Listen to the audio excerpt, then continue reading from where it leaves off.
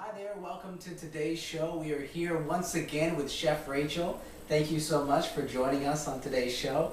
And we're just so excited to get started with today's recipe.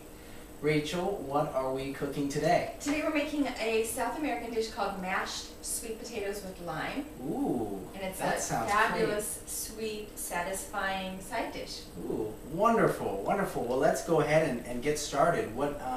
So today's main food is sweet potato. Yeah. That I know that's a personal favorite of yours. Is that correct? Yeah. Yeah. I love sweet potato as well. And what are some benefits of incorporating sweet potatoes into one's diet? Well, one of the benefits is you satisfy your sweet tooth in a meal rather than having to look for dessert. The other thing is sweet potatoes are loaded with antioxidants. They're also rich in potassium. They contain carotenes, a lot of different vitamins. So if you compare like potatoes, regular potatoes to sweet potatoes are much more nutritious. Okay. And they fight inflammation. They actually contain something that helps control blood sugar level. Wow. So they're a superfood. Yeah, that's fantastic. And another thing, correct me if I'm wrong, but I believe sweet potatoes are very versatile. I mean, they work in chips and puddings and all sorts of different, pie. Is that correct? Yeah, you can use them in a lot of different ways.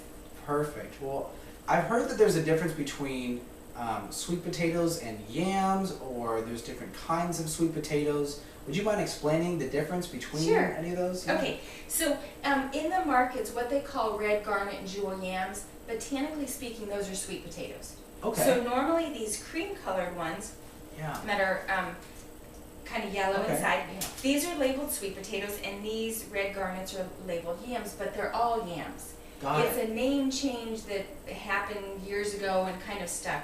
So there are a lot of different varieties. So I have two varieties here. There's also something called a Beauregard sweet potato. Okay. And there are purple sweet potatoes, Japanese sweet potatoes. Yeah. So a lot of different varieties. They're all great antioxidant, vitamin, fiber sources. And each one has a little different flavor and texture.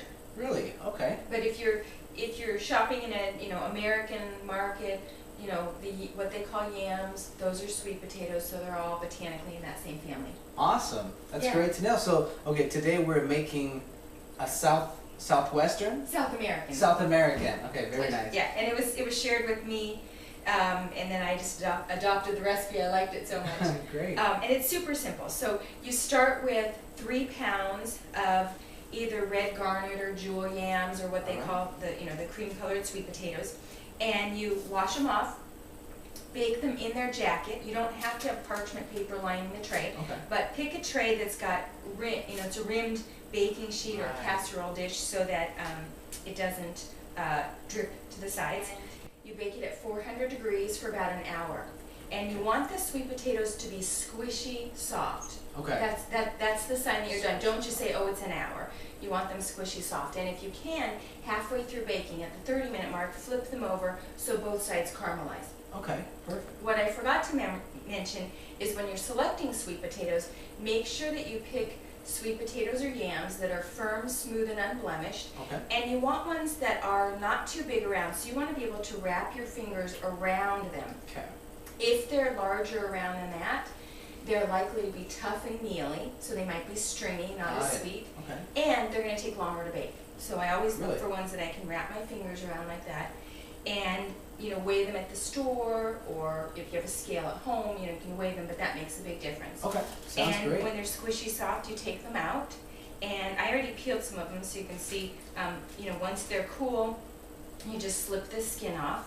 So this is something you could do in stages. Like you could bake this in the evening, maybe before you sit down to dinner, you could put them in the oven to bake, or the toaster oven. Yeah. And then after you eat dinner and clean things up, you could put them in the fridge. And then the next day, you could mash them and complete the recipe. Perfect. And this is how easy this is. So once you have all of the sweet potatoes peeled, I'm going to hand you a masher. Sounds great. You're going to put them in a bowl, and you're going to mash. And normally I just pick one kind, either the white ones or the red ones, but I just wanted people to see both kinds today because they do taste different. Have you had this kind before? I don't think I ever have. Let me give you a little spoonful to try that. A little different texture, a little different flavor. They're both delicious. Yeah. Different but still wonderful. Yeah, so you're going to mash it really well, and you might need two hands there to hold the bowl. And you want to get it really well mashed. And then what we're going to do is we're going to add the juice of half a lime. Okay. And it might not seem like a lot. You really don't want a huge amount. But the lime just really punches up the flavor. And you can add a little sea salt when you mash, after you taste it, if you need that. Or you could wait at the table to add a little sea salt, but you want to have it really nice and smooth. So you could make it ahead, and then what you could do is you could just either heat, if you're just cooking for 1 or 2 people, just heat part of it, whatever you think you're going to serve in a meal. Okay. Put that in a heat-proof dish in the toaster oven and heat that for dinner or lunch. If you're cooking for more people, you could put the casserole dish with all of it in the oven or toaster oven to heat it. Maybe at 300 for maybe 15-20 minutes before serving. And it's a super, super versatile dish. It goes with chicken, it goes with fish, you can serve it with lamb or pork.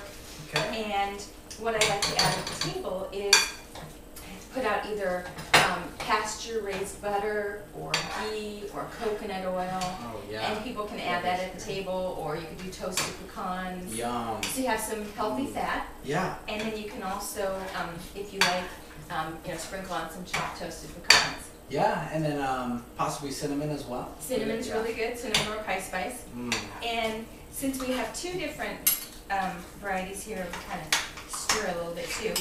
And this is a freezer-friendly dish too, so you could freeze some in heat-proof Pyrex dishes, so you have some healthy fast food in the freezer. Or you could just keep it in the fridge in containers.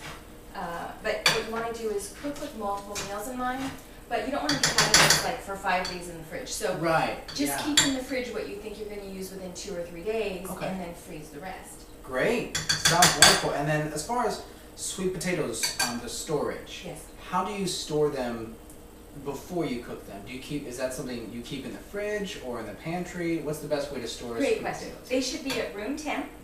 Okay. They can be in a hanging wire basket. They could be in a ceramic or pottery bowl.